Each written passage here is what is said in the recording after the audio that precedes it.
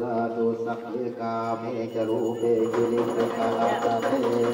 สังกเลเกวมาเนเทเปราเตจกาเมจโลนาคาเนเกอาวะทุกเทเทมุมาจยัตตุเทวาจาราธราวิสเมยกาขันอัปปานาคาติขังลอยอันตุเมยังโมนิวาดวาจนะสาธุสุ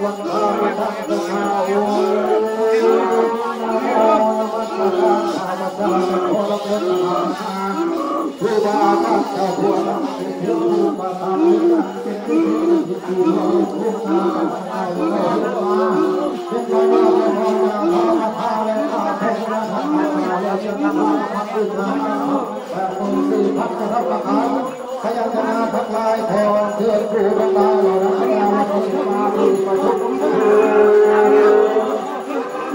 พรเพื่อนผู้รักษาเข้ามาดูในเขตพรเพื่อนทำมาเจ้าเข้ามาดูในดวงใจพรเพื่อนมาทำกระเจ้ามาเป็นกำแพงป้องกันขออัญเชิญพระมาตามาเป็นที่ตั้งขออัญเชิญพระธิดาจากเป็นสบายขออัญเชิญพระนารายณ์เข้ามาเป็นบุญเอาขออัญเชิญสุมารพัฒน์เจ้า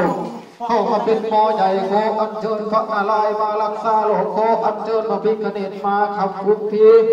ขออัญเชิญพระอิศวรที่อยู่เขาไกลานขออัญเชิญท้าวเวสสุวรรณผู้เป็นเจ้าปีศาจและทุกทียักษ์ที่นี่อยู่ทางดำใน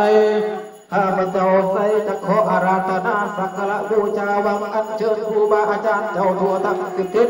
มาช่วยข้าพเจ้ากำจัดเคราะห์กำจัดโศกกำจัดโรคกำจัดภัยกำจัดศัตรูทั้งทางบกและทางเรือทางเหนือและทางใต้ทางซ้ายและทางขวา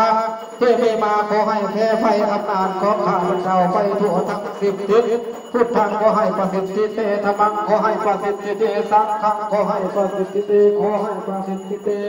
ให้แก่ข้าพเจ้าคิดเองว่าผู้คนทั้งหลายมาดุมาวาจาชัยยะชัยยะชัยยะพระอรหันตาประสิทธิเมให้แก่ข้าพเจ้าขอจะไล่จะได้มีแก่ตัวข้าพเจ้าเลยพระศาสนาเจ้าเลยขอจงมาสิ่งอยู่ในตัวแห่งข้าพเจ้าอันลำยิ่งไต่ฟ้าขอจงมาประสิทธิแก่ข้าพเจ้าทุกอันพุทธังสิทธิพุทธังสิทธิพุทธังสิทธิธรรมังสิทธิสังฆังสิทธิเจริญสัพพะกรรมาประสิทธิเอหิข้าพาปิจักกายโยปิสาโมทาเอหิข้าพระผู้สุขโอรสข้าพระ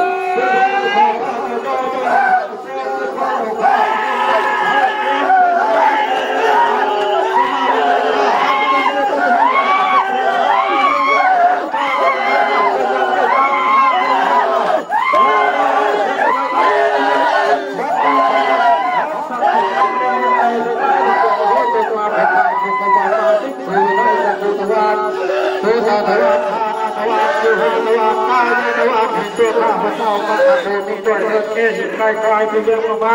เมื่อมาถึงตัวเองใกล้ๆที่เรียกว่ามาวิชาการิสุวาริตาเจ้าพญามาริสุบังสบายจักรวาลาอิมาลีมาลาสุธายาอากัจฉายาอากัจฉายเอหิมาแห่งตัวข้าพเจ้าธรรมังสริสุมาริสัตเลโสธายามาเลโสบังสปาจักรวาลาเอหิมาเลมาลาโสธายา